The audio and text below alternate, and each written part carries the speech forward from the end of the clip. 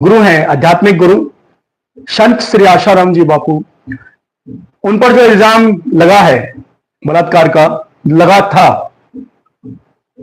वो एकदम ही झूठा, सरासर झूठा है वो। और मैं ये इस वीडियो में साबित करूंगा। मैं कोई मेरे पास प्रूफ नहीं है, लेकिन जो मेरे शब्द है, जो मैंने सुना है, जो मीडिया ने जो दिखाया है, उसके आधार पर मैं ये कह सकता हूं कि जो इल्जाम मेरे गुरु पे लगा है वो बिल्कुल निराधार है, झूठा है।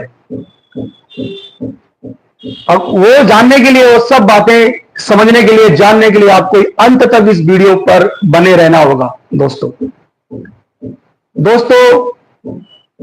मैंने आशाराम बापू से 2001 में दीक्षा ली थी और उसके बीच में कई बार उन पे आरोप लगे थे, कई बार, और उन आरोप का निराकरण भी हुआ था। खुद लोग आके सामने आके बता रहे थे कि ये जो बातें मीडिया बता रही है ये झूठ है। उसके बावजूद मीडिया ने कभी भी उस पहलू को कभी दिखाया नहीं गया, सिर्फ नेगेटिव नेगेटिव नेगेटिव दिखाया बापूजी के विरोध में। कभी कोई राजस्थानी आ जाता है कि मेरी पत्नी को लेकर चले गए हैं, मेरी बेटी को आशाराम का चेला लेके चला गया है, कोई बोलता है मेरी पत्नी को गिरफ्तार कर लिया है। अब वो बंदे, वो उसके फैमिली मेंबर सामने आते हैं, वो लेडी सामने आती है और बोलती है ऐसा कुछ नहीं है, हम कहीं नहीं गए, हम अपनी स्वेच्छा से हैं।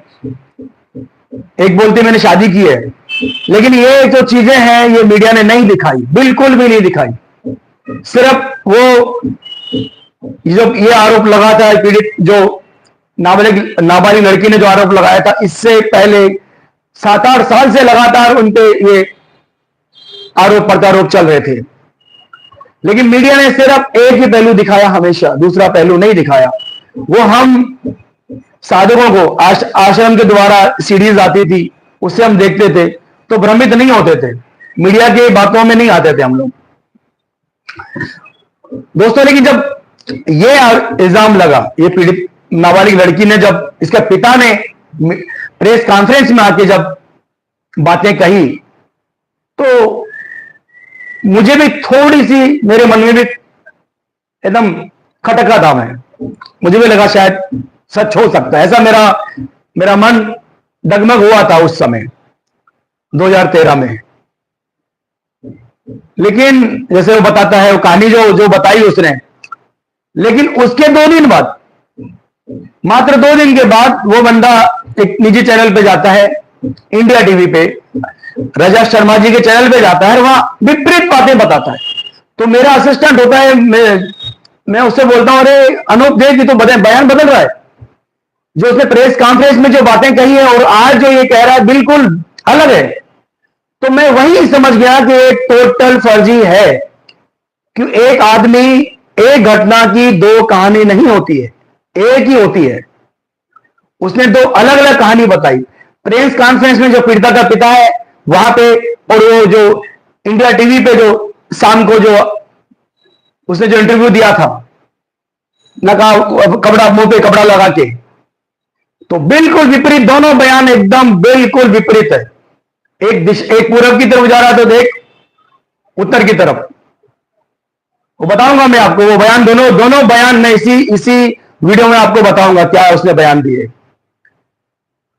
तो ये षड्यंत्र हुआ है, बहुत बड़ा षड्यंत्र है ये, मीडिया के द्वारा।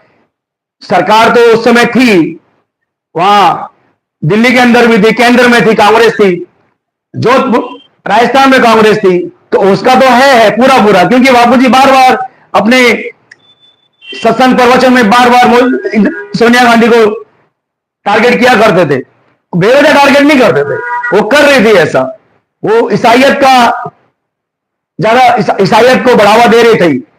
उड़ीसा में जो लक्ष्मणानंद जी का मर्डर हुआ था, हत्या हुई थी, तो उसके ऊपर भी बापूजी ने कटाक्ष किए थे सोनिया गांधी पे। तो वो तो एकदम खार खाए हुए थे कि वो तो कैसे भी ये आदमी ये मिले हमें और इसको ठूस दें, इसको जेल के अंदर हम, वो तो एकदम तैयार बैठे हुए थे। तो उनको बहाना चाहिए था, उसमें ये आ गया। और बापूजी केवल धर्मांतरण नहीं बापूजी, शराब पे, व्यभिचार पे, अश्लीलता पे, इन सब चीजों पे बहुत बोला करते थे। तो स्वाभाविक है, कई कंपनियां जो शराब कंपनियां है या गुटखा, तंबाकू, सिगरेट, ये कंपनियां ये भी नाराज शायद हो सकती है उनसे, पेप्सी, कोका कोला, तो उनके अगेंस्ट भी बाबूजी बोला करते थे। तो इनका भी हाथ है उस बाबूजी को फंसाने में। तो दोस्तों अब मैं वो बयान बता रहा हूं आपको जो इस पीड़िता के पिता ने बताए थे प्रेस कॉन्फ्रेंस में। पहली बार बंदा बोलता है कि मैं छिंदवाड़ा आश्रम से आता हूं और मेरी बेटी मतलब वहां पे जोधपुर, अब घटना मैं बताऊंगा नहीं पूरी डिटेल में, शॉर्टकट में बता रहा हूं आपको कि बताता है कि वो सारी बातें हैं सामने है। वो कैसे पहले की जो जोधपुर तक जो गया वो बिल्कुल दोनों कहानी सेम है। जोधपुर की जो कुटिया तक गए वहां तक बार कि वो थोड़ी तबीयत खराब थी लड़की की, उसके बाद वो लड़की को लेके जाते हैं, वो अपने शिवा भाई है या उनसे बात करके बोले बापू जी कहाँ है, तबीयत खराब है तो वहां जाके दर्शन करा दीजिए बापू जी के तो थोड़ी ठीक हो जाएगी। तो वो आए थे, वो बच्ची को लेके पिता आया था।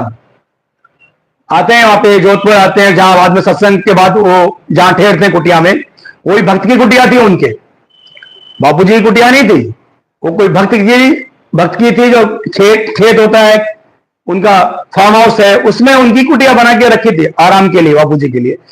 तो बापूजी की है, लोग जाते हैं दर्शन करने के लिए कथा के बाद, सत्संग के बाद, तो काफी लोग जाते हैं, तो ये भी जाते हैं दर्शन करने के लिए, भाई यहाँ पीढ़ी ये है। तो बताते हम ऐसे ऐसे दोनों, मेरी पत्नी और बेटी, हम तीनों गए वहां पे।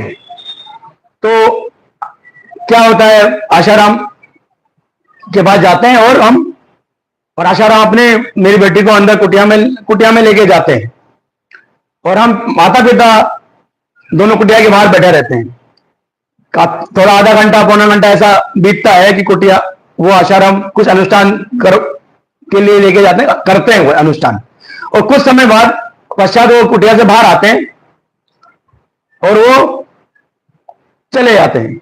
और पीछे के दरवाजे से कुटिया के, देखिए ये सब कहानियां सुनिए, हमें कुटिया के पीछे से आते हैं और आशाराम उनको, मेरी बेटी को पीछे की जो दो गेट दरवाजा होता है वहां से वो आशाराम मेरी बेटी को लेके जाते हैं, और वहां पे फिर लेके जाने के बाद मेरी बेटी के साथ में अश्लील हरकत करते हैं वो। ये उसका मीडिया में जो दिया गया बयान था प्रेस कॉन्फ्रेंस में। और क्या बोल रहा है इसमें वो कि मैं और मेरी पत्नी हम दोनों दरवाजे पे बैठे हुए हैं और हमने आशाराम को बाहर जाते हुए देखा, कुटिया के बाहर उसको हमने जाते हुए देखा। ये आप नोट कीजिए ये चीज है। यही बंदा 2 दिन के बाद शाम को रजा शर्मा के चैनल पे, इंडिया टीवी पे बोलता है कि हम, वो पूरी कहानी बताता है, जोधपुर तक जाने की कहानी सेम ही उसकी रहती है, लेकिन यहां आने के बाद वो एकदम से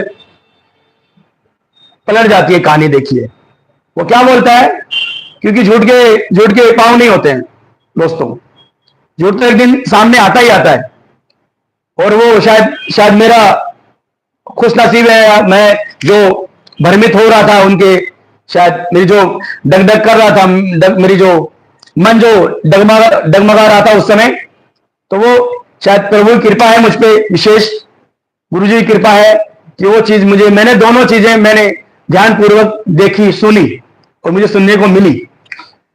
तो वो क्या बोलता है इंडिया टीवी पे शाम को 2 दिन के बाद कि आशाराम जाते हैं मेरे अनुष्ठान लेके जाते हैं मेरी बेटी को अंदर, और कुछ वो पूजा वूजा करते हैं, अंदर बैठे रहते हैं। मैं थक गया था देखिए यहां ही पूरा झोल है केस में। बंदा इंडिया टीवी पे रजत शर्मा जी के चैनल पे बोल रहा है बैठ के, पहले मैंने भी बोलता है कि मैं पति पत्नी दोनों बैठे हुए थे वहां पे कुटिया के बाहर। यहां बोलता है इंडिया टीवी पे बंदा कि मैं थक गया था, मैं सोने चला गया था, मेरी पत्नी अकेली बैठी थी वहां पे। अब थोड़ी देर के बाद आशाराम मेरी बेटी से पूछता है, जा बेटी देख आशाराम तेरे माता पिता क्या कर रहे हैं। तो मेरी बेटी खिड़की खोल के देखती है, मेरी माँ अकेली बैठी होती है। आशाराम को बोलती है कि मेरी माँ अकेली है, बाहर पिताजी नहीं है। तो उसी का आशाराम ने फायदा उठा लिया है, ये उसके शब्द है। देखा कि मैं तो हूं नहीं, मेरी पत्नी अकेली है, वो बेचारी क्या करेगी। इसलिए आशाराम ने वही फिर ये देखकर वही मेरी उसी कुटिया के अंदर मेरी बेटी से अश्लील हरकत की। अब देखिए भैया, देखिए भाइयों, पहले बयान में बोलता है प्रेस कॉन्फ्रेंस में ये बंदा कि मैं और मेरी पत्नी दोनों बाहर बैठे हुए हैं। आशाराम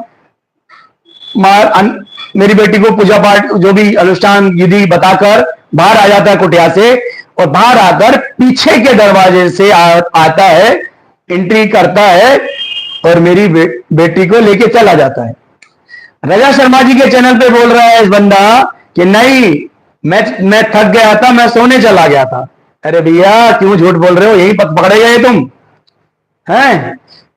और एक बात और देखिए, जब सारा ड्रामा हो रहा था, नेता लोग संसद में बयानबाजी चल रही थी उस समय, और जो पीड़िता का पिता है बैठ गया था इंसान में डीएम ऑफिस के सामने कि मैं अभी तब तक आशाराम को गिरफ्तार नहीं करेंगे तब तक मैं खाऊंगा पीऊंगा नहीं, अनशन करने बैठ गया था अन्ना हजारे की तरह है, बैठ गया था। और जब बापूजी को छिंदवाड़ा आश्रम से लेकर गई पुलिस आधी रात में, फिर देखिए मजा देखिए, मेरी विशेष कृपा देखिए। और मेरी आदत क्या है, आश्रम से मैसेज आता है कि हमें देखना नहीं है, न्यूज चैनल नहीं देखना है, फिर भी हम लोग न्यूज चैनल देखते हैं। फिर भी हम लोग मैं देखता हूं स्पेशल।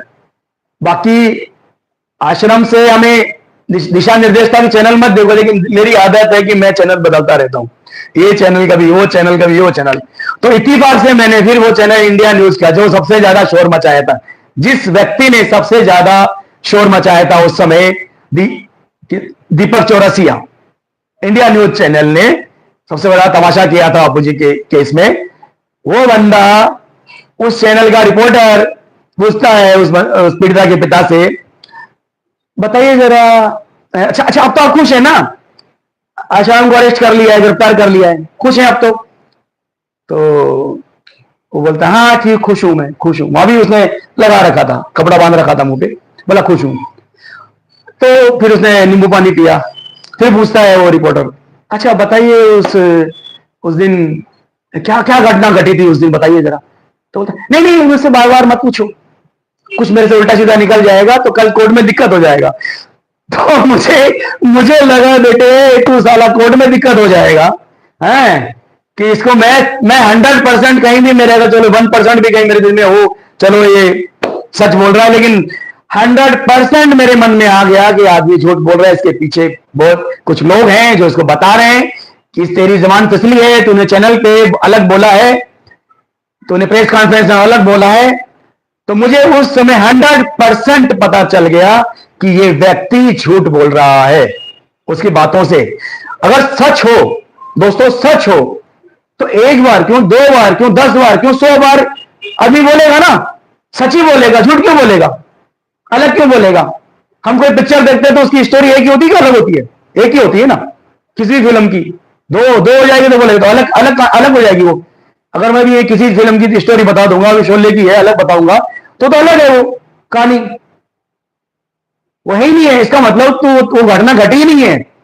तेरी पहली जो तूने बोला प्रेस कॉन्फ्रेंस में बोला, वो ये यहां जो बोला टीवी पे रजत शर्मा जी के चैनल पे बोल रहा है, वो दोनों अलग अलग है, दोनों बयान अलग है। एक में बोलता है कि मैं दोनों पति पत्नी हम दोनों बाहर बैठे हुए थे, आशाराम बाहर से आता है, बाहर निकलता है कुटिया से और पीछे के दरवाजे से लेके जाता है। एक में दूसरे रजत शर्मा के चैनल में बोलता है कि नहीं मैं थक गया था, सोने चला गया था। वाह वाह, अच्छा तू सोने चला गया था, कितना झूठ, दोनों झूठे बातें हैं। अगर सच होता तो वही बोलता ना, वहां भी रजत शर्मा के चैनल पे वही बात जो प्रेस कॉन्फ्रेंस में उसने जो बातें बोली थी वही रजत शर्मा के चैनल पे बोलता है बंदा। तो मुझे भी लगता, बाकी लोगों को भी लगता, लेकिन मैं लगता, लेकिन सच्चाई नहीं थी। अरे बापूजी हैं वो, इल्जाम लगाया था इसी मीडिया ने, क्या कितने कितने कितने जिन्होंने आरोप लगाए थे उस समय बाबूजी पे, है कि ऐसे हैं, उनके एडिट कर करके उनकी आंखों को सिर्फ ऐसे वीडियो को, पुराने नाचने गाने के वीडियो को, मतलब जो एकदम उत्साह के वीडियो को एडिट कर करके ये तो ऐसा है वैसा है, पता नहीं क्या करते हैं वो, वशीकरण वगैरह करते हैं, वो फिर आंखों में काजल वाजल एडिट करके उनके वीडियो को दिखाया करते थे। और बोलते हैं इनको तो एक दिन में एक नहीं, तीन नहीं, तीन तीन चार चार उनको महिलाएं ऐसे उनको लगता है। बताइए, 10 साल हो गया, 11 साल हो गया, जिन्होंने दो लड़के, एक ने जोधपुर में और एक सूरत की केस में, है से दो ही आरोप लगाए ना, बाकी कोई तीसरी महिला या लड़की ने इल्जाम लगाया आगे बाबूजी पे कि हमारे साथ में गलत हुआ है। आज भी सैकड़ों हजारों बालिकाएं, बच्चियां आश्रम में रहती हैं, आज भी रहती हैं। तो किसी भी बालिका ने आके लगाया इल्जाम? किसी ने भी नहीं लगाया। क्यों? सच्चाई है ही नहीं है, सारा झूठ है। अरे जिसने 50 साल तपस्या करी है वो आदमी ऐसा करेगा इस उम्र में? जिसने जवानी में नहीं किया, जिसने जवानी छोड़ दी, पत्नी का त्याग कर दिया जिसने, तो वो तो गुरु के कहने पे दोबारा उन्होंने गृहस्थी अपनी बसाई, चलाई। तो उस व्यक्ति पे इतना बड़ा घिनौना इल्जाम लगाया गया है, झूठा। तो दोनों है। ये जो सूरत का लगा है, ये तो सूरत का तो केवल उसको आधार बनाने के लिए, उस केस को मजबूत करने के लिए, जो इल्जाम, जो आरोप लगा था जोधपुर में, उस केस को मजबूत करने के लिए ये केस उठाया गया, ये बताया गया उनको भी। तो इसके अंदर मुझे तो यहां इतना भी लगता है, ऐसा भी लगता है कि केवल बाहरी लोग नहीं है, अंदर घर के लोग भी कुछ हैं जो चाहते नहीं है कि बापूजी का नियंत्रण रहे आश्रमों के ऊपर। वो भी कहीं ना कहीं ये भी मुझे संदेह है कि आश्रम के कुछ लोग भी इस षड्यंत्र में शामिल हो सकते हैं, ऐसा मुझे लगता है। जैसे अभी मेनन जी ने, अभी एक वीडियो में देख रहा हूं, मेनन जी का जो वकील है सुप्रीम कोर्ट के, वो बोल रहे थे कि इस केस में बार बार वकील बदले गए। तो शायद बार बार वकीलों का बदलना भी एक इस केस को कमजोर करना हो सकता है बापू जी की तरफ से। क्यों? आदमी एक रहेगा, एक वकील रहेगा तो केस की उसको ज्यादा नॉलेज होगी उसको। तो क्या है, कहीं ना कहीं उस केस को कमजोर करने के लिए बदलते रहे, बार बार चेंज करते रहे वकील, कि किसी को समझ में नहीं आया केस। अभी बार बार जाएंगे, हर बार हर तारीख पे, हर तुम साल 6 महीने हर वकील बदलेगा तो वो तो दोबारा स्टडी करेगा, दोबारा, तो वो क्या लड़ेगा केस? कुछ नहीं लड़ेगा, वो उसको जानकारी नहीं होगी, फिर उसको डिटेल में बताओ, दोबारा से सब सारी मेहनत करनी पड़ती है हर व्यक्ति को। तो दोस्तों ये टोटल केस फर्जी है। दोनों जो प्रेस कॉन्फ्रेंस में और जो इसने जो रजा शर्मा के चैनल पे जो बातें बोली है, दोनों ही डिफरेंट है, दोनों अलग अलग बातें हैं। एक क्राइम की दो कहानी नहीं होती है, दो कहानी है तो दोनों फर्जी है, इसका मतलब। क्यों? बोलने वाला, बताने वाला खुद स्वयं पीड़ित का पिता है, और जो वहां कहते हैं कि साक्षीदार है वहां मौजूद था। अगर वो मौजूद नहीं होता तो हम मान सकते थे चलो उसके मुंह से कुछ उल्टा सीधा निकल गया, बल्कि वो व्यक्ति तो वहां मौजूद था, तो वो आदमी कैसे अपना बयान बदल सकता है, कैसे चेंज कर सकता है? चलो कोई दूसरा कोई साक्षी हो, नहीं हो, साथ में ना हो, ऐसे कुछ बोल रहा हो, बता रहा हो घटना के बारे में, तो अलग बात है। वो तो वहां पे खुद मौजूद है, वो आदमी,